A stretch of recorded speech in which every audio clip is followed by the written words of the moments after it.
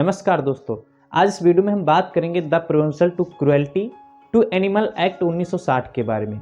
दोस्तों, इस एक्ट का क्या मतलब है, इस एक्ट को क्यों लाया गया और इस एक्ट से हमको क्या फ़ायदा होता है, इस एक्ट से जानवरों को क्या लाभ होता है।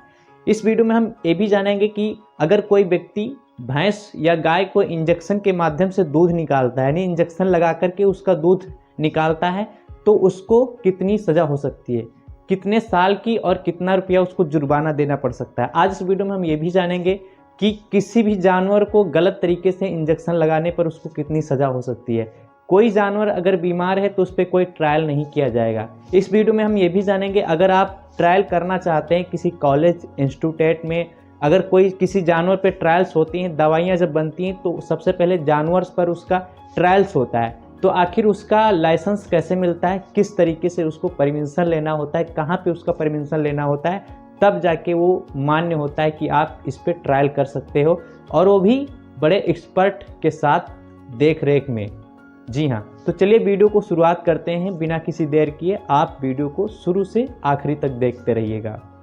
दोस्तों, अगर सबसे पहले इसके डिफिनेशन की बात की जाए तो ये एक ऐसा एक्ट है जिसमें किसी भी जानवर को सताया ना जाए, किसी भी जानवर को ज़्यादा दर्द नहीं दिया जाए। अगर कोई जानवर बीमार है तो उसको उस पर ट्रायल ना किया जाए। मतलब ये नहीं है कि उसको तरह तरह की दवाइयाँ ला करके उसके ऊपर ट्रायल करें कि ये दवाई काम करेगी कि नहीं करेगी, चलो ये नहीं किया तो दूसरा दवाई ला करके ट्रायल करें।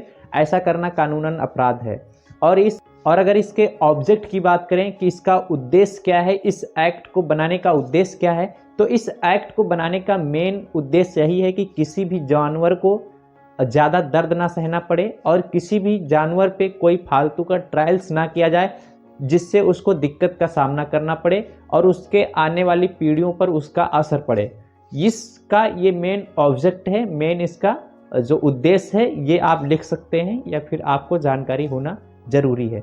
ये वीडियो आपके जानकारी के लिए बता रहे हैं, छोटा सा वीडियो है। अगर आप समझ जाओगे तो आपके एग्ज़ाम में या फिर कहीं भी आप इसको अच्छे से समझा पाओगे कि ये एक्ट होता क्या है, 1960 क्या है। तो इस एक्ट को 1960 में पशुओं के हित में बनाया गया, इसीलिए उसको ये 1960 इसका दिया गया है।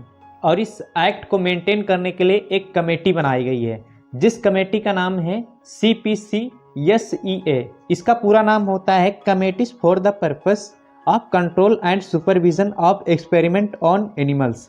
यानी कि किसी भी एनिमल्स यानी किसी भी जानवर पर वही लोग एक्सपेरिमेंट कर सकते हैं जिनके पास इसका रजिस्ट्रेशन होगा।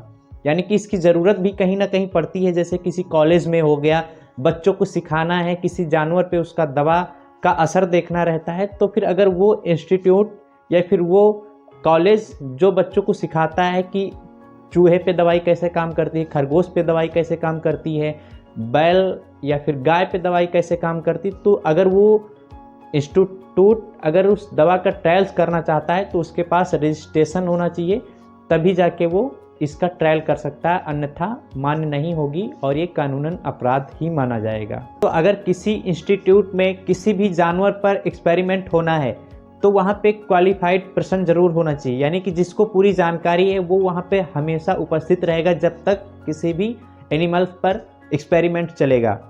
और वहाँ पे मानवता का ध्यान रखना, ये नहीं है किसी भी जानवर को कैसे भी करके लाया जाए, किसी भी जानवर को कैसे भी रख दिया जाए। उसको लाया जाए आराम से और उसको जब ले जाया जाए तब भी आराम से, उसको मारना नहीं है, उसको काटना नहीं है, उसको खींच के नहीं लाना, आराम से लाना होता है। ये एक मानवता की निशानी होती है। इसके अलावा अगर उसको आप एक्सपेरिमेंट कर रहे हो, कोई जख्म कोई कट लगाना है तो उसको पेनफुल नहीं होना चाहिए। अगर कोई पेनफुल इंजरी हो रही है, मतलब उसको कट लगाना है, अगर उसको इंजेक्शन लगाना है या फिर कोई भारी सर्जरी करना है तो उसको एनेस्थेसिया देना चाहिए, यानी पहले उसको दर्द नहीं होना चाहिए। ऐसी कुछ दवाइयाँ दी जाती हैं जो एनेस्थेटिक्स कैटेगरी में आती हैं। इसके अलावा जब किसी जानवर पर एक्सपेरिमेंट होता है तो अगर उसको बहुत ज़्यादा इंजरी हो जाती है, बहुत ज़्यादा घाव हो जाता है, उसकी कोई नस डैमेज हो जाती है, तो फिर उस कंडीशन में उसको वैसे ही नहीं छोड़ा जाता है, फिर उसको मार देना ही बेहतर होता है। लेकिन मार देने के लिए उसका पूरा रिकॉर्ड होना चाहिए, उसके क्या क्या दिक्कतें हुई उसका पूरा रिकॉर्ड पेश करना होता है, फिर जाके उस जानवर को मार देना ही बेहतर माना जाता है, क्योंकि उसको रोज़ रोज़ के मर जाने से अच्छा है कि उसको मार दिया जाए। और जब भी एक्सपेरिमेंट किया जाता है तो दिखावे के लिए नहीं किया जाता, यानी कि किसी व्यक्ति को दिखाने के लिए कोई एक्सपेरिमेंट नहीं किया जाना चाहिए। जब कोई साइंटिफिक रीज़न होगा, मतलब जब बहुत जानकारी कोई खोज करनी होती तभी जाके जानवर पर एक्सपेरिमेंट करना होता है। ये नहीं कि फालतू में किसी भी जानवर को परेशान करने लग जाओ। ये मानवता की निशानी होती है, हर इंसान को ध्यान में रखना होता है। लास्ट में बात कर लेते हैं, अगर कोई व्यक्ति ऐसा कोई काम करता पकड़ा गया जिससे जानवरों को बहुत ज़्यादा तकलीफ हो रही है, जानवरों को बहुत ज़्यादा दिक्कत हो रही है और मानवता का शर्मसार हो रहा है, मतलब मानवता का ध्यान नहीं रखा जा रहा है, तो उस पर कई तरीके की जुर्माने और उसको 2 साल तक की जेल हो सकती है। अगर कोई व्यक्ति किसी गाय या भैंस को इंजेक्शन के माध्यम से दूध निकालता है तो उसको 1000 रुपये जुर्माना और 2 साल तक की जेल हो सकती है। इसके अलावा अगर जानवर पर अत्याचार करते हुए पकड़ा गया तो उसको 25 रुपये से लेकर 100 रुपये तक का जुर्माना हो सकता है अगर कोई इसकी कंप्लेन करता है। 2 साल तक की जेल हो सकती है जब आपका अत्याचार जानवर के प्रति बड़ा होगा और उसका कोई साइंटिफिक रीज़न नहीं होगा। तो आई होप आपको इस वीडियो में पता चल पाया होगा कि इस एक्ट में कितनी ताकत है और जानवरों के प्रति कोई अगर व्यक्ति क्रूरता करता है, उसको अगर इस नियम का उल्लंघन करता है तो उसको क्या से क्या सज़ा मिल सकती है और कितनी उसको दिक्कतों का सामना करना पड़ सकता है। जय हिंद, जय भारत, वंदे मातरम।